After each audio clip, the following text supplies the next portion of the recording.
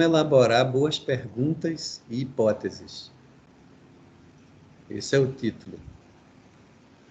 Então, vamos lá. Eu vou colocar primeiro a questão da pergunta, gente. Quando você vai avaliar uma pergunta, é interessante também pensar nos critérios. Então, aqui a gente tem alguns critérios. Estão presentes na obra do Gil.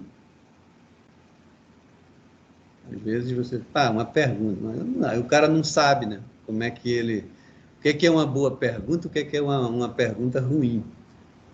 Então, sempre eu recomendo isso, de você estabelecer esses critérios para avaliar. Senão fica uma coisa subjetiva, né? O outro vai e fala de outro jeito, entendeu? Então, não é essa a ideia.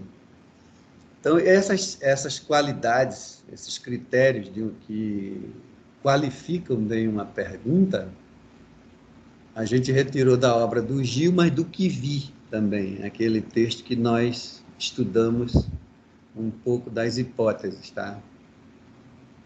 Então, veja uma boa pergunta para ir direto ao ponto. Ó. A primeira qualidade, clareza, precisão, concisão, não é contar história. O cara fala um monte de coisa, mas termina e você, mas o que é que você quer? O que é que a tua pesquisa quer responder? O cara não sabe porque ele quer explicar a pergunta. Não é uma pergunta boa. E você, por onde anda, você tem que estar explicando. A pergunta boa, ela é clara por si mesma, né? Porque você escreveu, você não vai estar sempre junto para quem lê, para explicar o que você quis dizer. Você tem que explicar, ela não é uma boa pergunta. Então, a clareza. A segunda, a execuibilidade. Ser realista. Ser possível de ser feito. Então, você tem que analisar tudo isso, a tua realidade, onde é que você mora, o tempo que você tem. Eu lembro que nas entrevistas para mestrado, doutorado, a gente pergunta qual é o tempo que o cara tem. E é evidente que o sujeito, quando está naquele momento, ele não sabe, porque ele não sabe o que é um mestrado, o que é um doutorado. Então, ele vai dizer, não, eu tenho tempo, é muito comum no mestrado. Eu tenho tempo, eu sou proprietário do meu escritório, não sei o quê, mas quando o cara começa a fazer, ele vê que não é, que o tempo não é um tempo só de aula, de estar assistindo aula.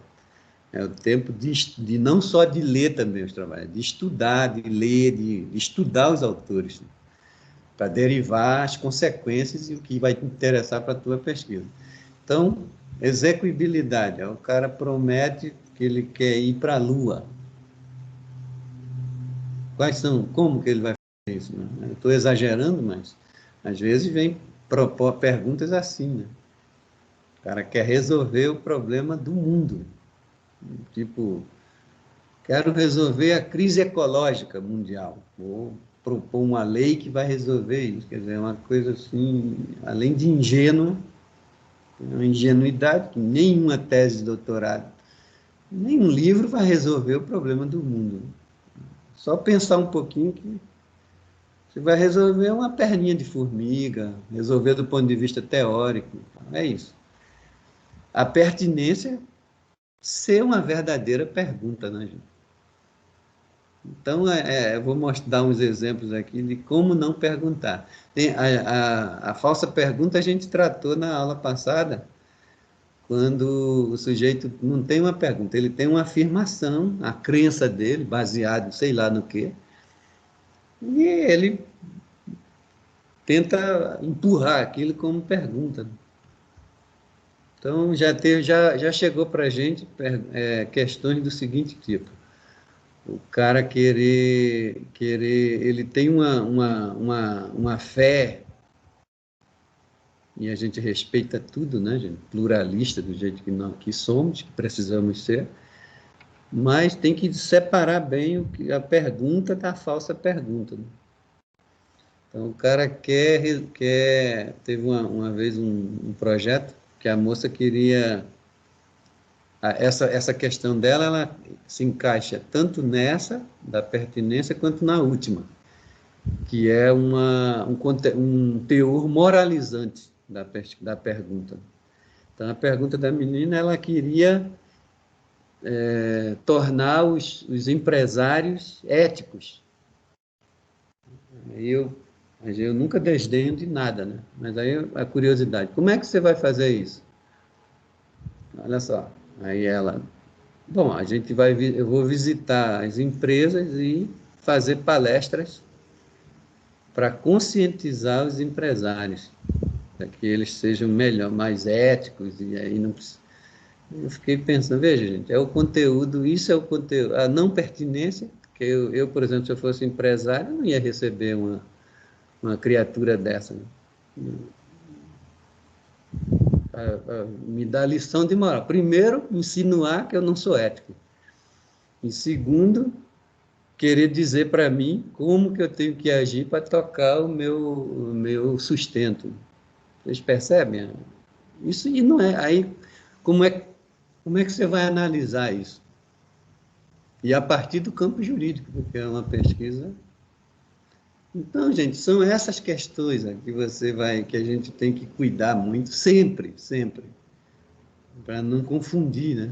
E esse conteúdo moralizante é muito comum. O sujeito, ele acha que ele tem a solução para resolver os problemas morais e éticos do mundo. É muita ingenuidade, sabe? O Gadamer escreve nesse livro que nós lemos um pedaço, ele diz que ele não diz com esses termos, né? Mas quer dizer isso que eu vou dizer, que o estado da arte que qualquer pesquisador faz sobre um tema é exatamente para ele não bancar o tolo, gente. O tolo por conta própria, sabe? O cara não vai investigar como que os outros já fizeram, né? Trabalhos. Aí ele banca o tolo. Sozinho ele acha que descobriu a roda e vai. Então é por aí, essas questões aí que não dá para a gente incorrer, né? Então, exemplos de perguntas, olha só uma que nós recortamos, isso aqui foi do programa, do nosso programa, que vamos deixar bem anônimo, né, para não expor ninguém, mas olha, vou ler para você. Como tem sido tratado no âmbito empresarial o tema das práticas associadas à questão racial nas empresas, considerando a contribuição da empresa privada quanto do ente público como fomentadores de desenvolvimento social igualitário, prescrito na Constituição Federal de 88, que assegura igualdade em direitos sociais e econômicos, verificada a sua capacidade, independente de sua raça ou cor. Olha, gente, eu juro, gente, que eu li umas 500 vezes isso e não entendi o que o cara quer. E ele explicou um tempão, e aí confundiu mais ainda, porque... Então, veja, é uma mente confusa, né? Cara, como é que o cara vai dar conta de tudo isso aqui? Né? Não é para a gente guardar como não fazer uma pergunta, porque essa didática é a pedagogia reversa. Essa aqui eu nem vou ler, porque... Aí pronto, os exemplos ruins. Né? Agora aqui um bom exemplo de objetivo geral, que está tudo ligado, né? Objetivo, pergunta, a teoria que você usa. Tem que estar tudo amarrado, não pode estar solto, frouxo um do outro, senão... Então, verificar os impactos da lei, é uma lei bem pontual, na modernização dos portos e na eficiência do escoamento da produção. Veja, absolutamente realista, porque modernização ele vai buscar na literatura o que seria essa modernização dos portos, tem literatura, com indicadores, não é modernização no sentido geral. Como está no campo jurídico, falando da lei, ele direcionou a pesquisa para modernização no entendimento do campo jurídico. Veja, isso é delimitar a pesquisa, né? E a eficiência também, ela tem uma discussão na economia, na administração, mas tem também um debate dentro do campo jurídico. Então, você consegue fazer um trabalho bem feitinho a partir disso, entendeu? Bom, aí depois, gente, exemplos de hipótese. Eu colhi essas 3 do livro do Salo de Carvalho, o livro depois, e no final desse documento tem as referências. É uma criminologia do preconceito, o trabalho dele. Um excelente trabalho. Então, veja como são 3 exemplos que eu recortei. A cultura ocidental se edifica no paradigma da hipermasculinidade violenta. Veja bem, ó. Isso aqui, ó, como é que ele chega numa hipótese dessa? Isso é tudo derivado, gente, de estudos. Já. Porque uma hipótese é um teste teórico, lembra do Popper?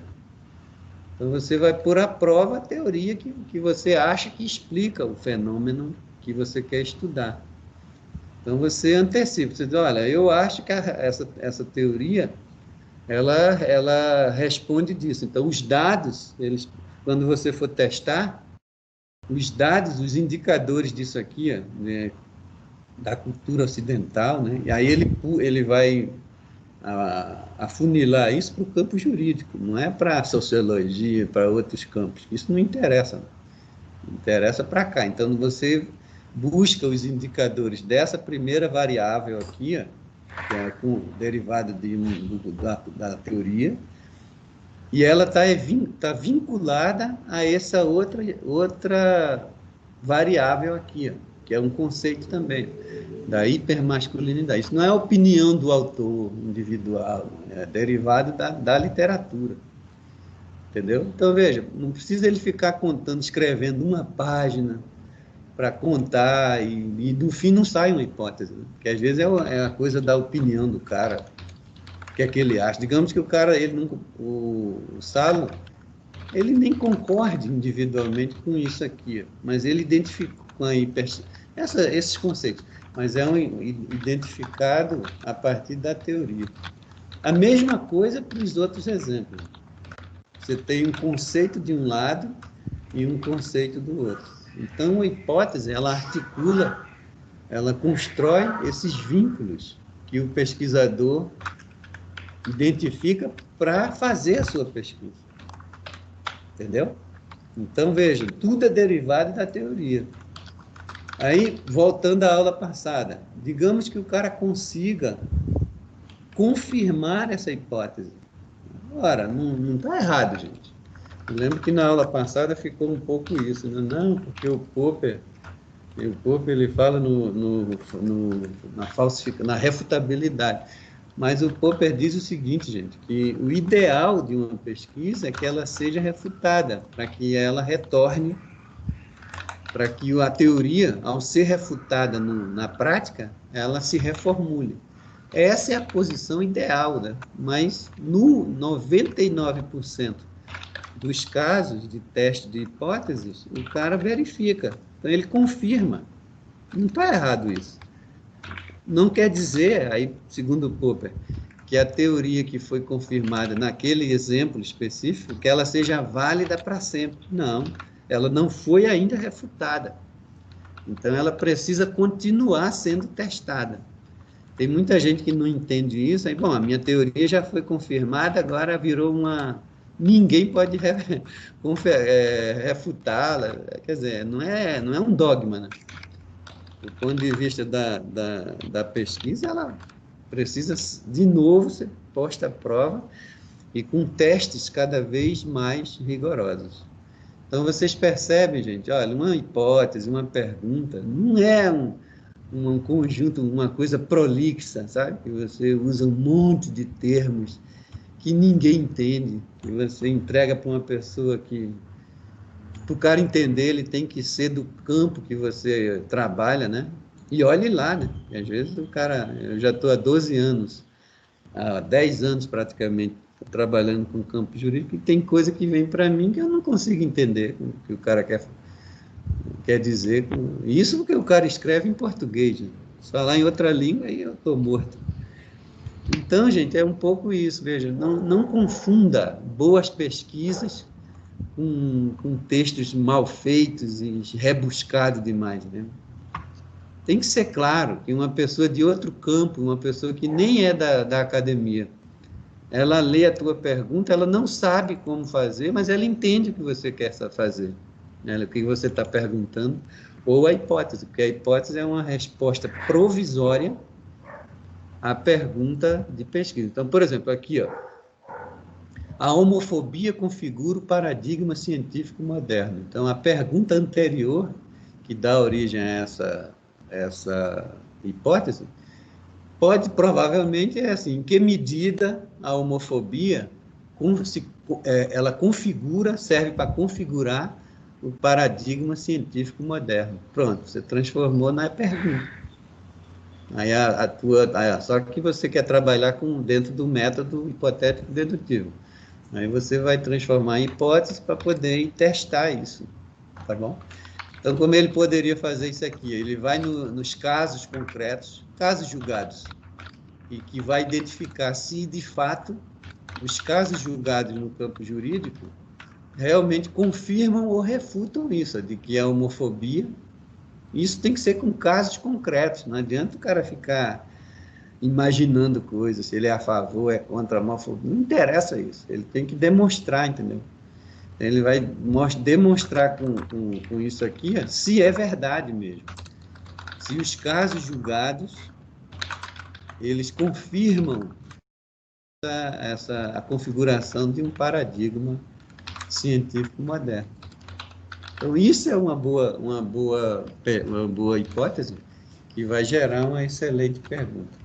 Bom, as referências, pessoal, então aqui, ó, temos das hipóteses, é esse texto aqui, ó, do Salo de Carvalho e o Evandro Pisa Duarte, Criminologia do Preconceito, Racismo e Homofobia nas Ciências Criminais.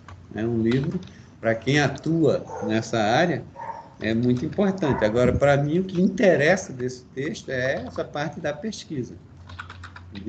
Os caras, de fato, para variar, esses são brilhantes pesquisadores do campo jurídico, na minha compreensão, porque o texto, do início ao fim, ele é coerente com tudo isso que a gente vem discutindo aqui, né? A questão da pesquisa.